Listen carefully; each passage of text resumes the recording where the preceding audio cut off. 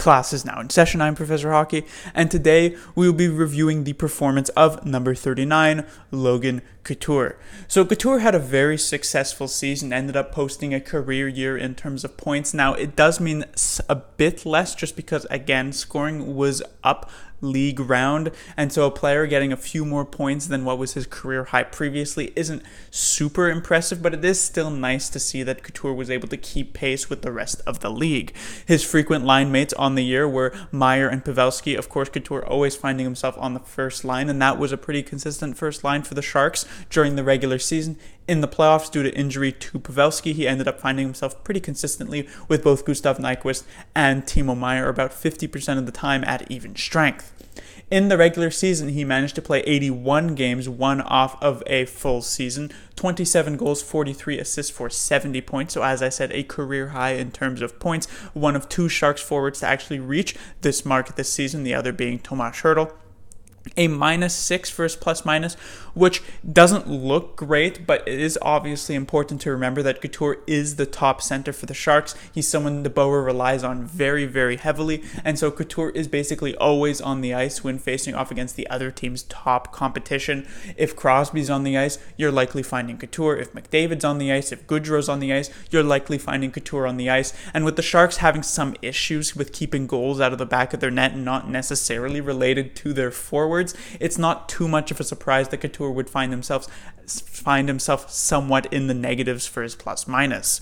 For power play points, 18, which is quite solid, not extremely high, but also quite good for a player of Couture's caliber. And his time on ice was about 18 and a half minutes, only trailing a couple of players, that being Tomas Hertl and Joe Pavelski. But Couture was very much a Swiss Army knife when it came to where he could be played. His time on ice at even strength was very high. His shorthanded time on ice was also quite high. He was a player that DeBoer basically looked towards when the Sharks needed to kill a penalty. If they needed to kill a 5-on-4, it would be Couture and Hertl, and likely if the Sharks needed to kill 5-on-3 and it was a big kill and everything like that, they probably would choose Couture to hop over the bench and take that face-off 5-on-3. So he's clearly is sort of a player that DeBoer basically goes to in every single situation. His power play ice time is also quite high.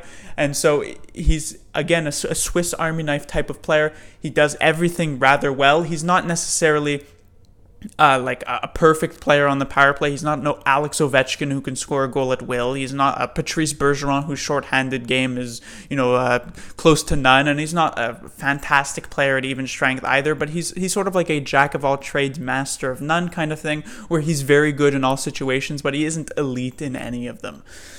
Come the playoffs, however, is where Couture really turns it on and actually does become elite in some of these situations. 20 games played, 14 goals. Couture didn't even make the Stanley Cup Finals, and yet he still led the playoffs in terms of goals by the end of it. 6 assists for 20 points. That put him on a point-per-game pace in the playoffs, which is a lot more difficult to do than in the regular season. He was also a +3, which, as I said, Couture faces the top competition, so being in the positives is pretty impressive for him.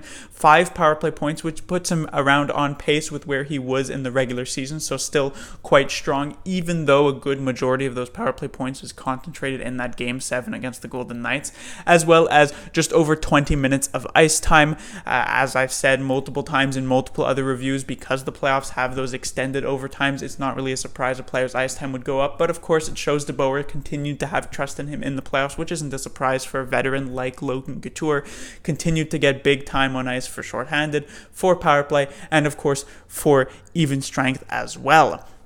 Now, for his grades on the season during the first half of the year, he was quite strong with an A-, and then the second quarter was very, very good with an A. However, in the third and fourth quarter, he fell off a bit, getting a B+ and a B. It's a small problem that Logan Couture has, where he always shows up for these big games, so this is why he's such a clutch playoff performer, and in games in the regular season against teams like Calgary or against the Golden Knights, you expect Couture to have a big part in those games, but it's something that Couture does somewhat, and you can't can't really expect a player to have, full effort all 82 games of the season, but Couture sometimes has a tendency to maybe sit back in games that don't matter as much. So let's say like an afternoon Sunday game against the New Jersey Devils, maybe you won't see Couture on the scoreboard. It's a small problem that he has, at least that I've noticed, but it isn't something huge to make a big deal of, especially since, of course, in the playoffs, he gets a grade of an A because he always seems to show up for those big games. And so as such, a final grade, it averages out to just about an A-, but I've decided to bump that up to the grade of an A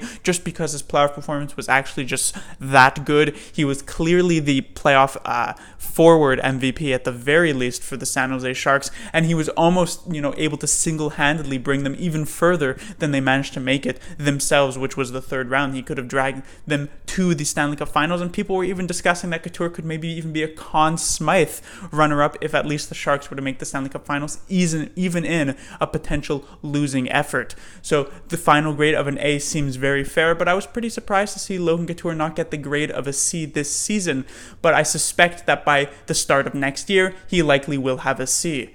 Class dismissed.